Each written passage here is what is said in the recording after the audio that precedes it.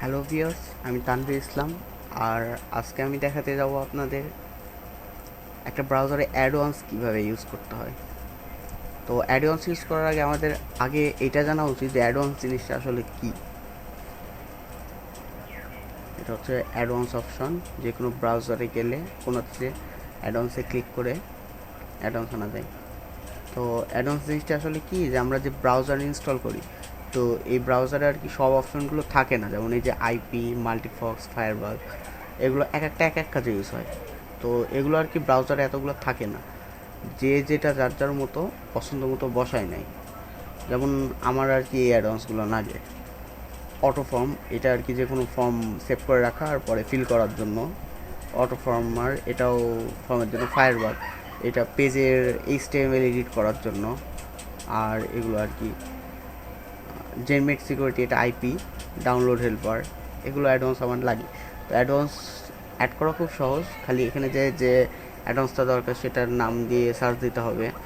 যেমন আমার দরকার রিলোড এভরি।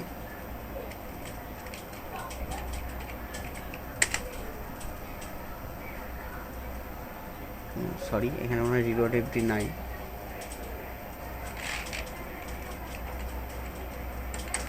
রিলোড দিকে সার্চ দিই, রিলোডের উপরে কোনো নাই। অটো ফর্ম,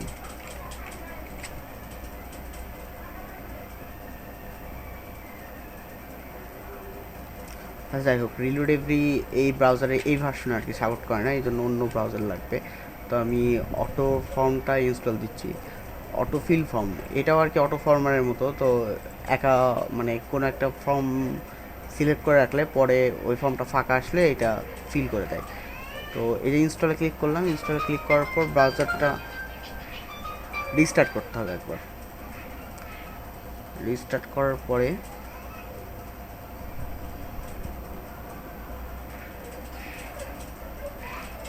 এটা অটো ওপেন হবে।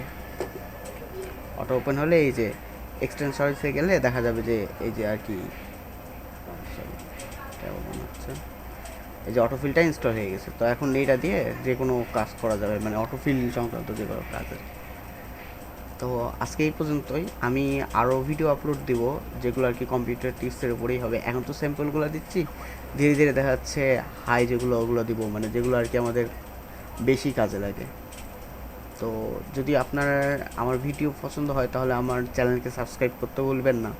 আর যে কোনো প্রবলেমের জন্য আমাকে মেল করতে পারেন, নিচে আমার মেল আইডি দেওয়া আছে। তো আজকে এই পর্যন্তই। ধন্যবাদ সবাইকে।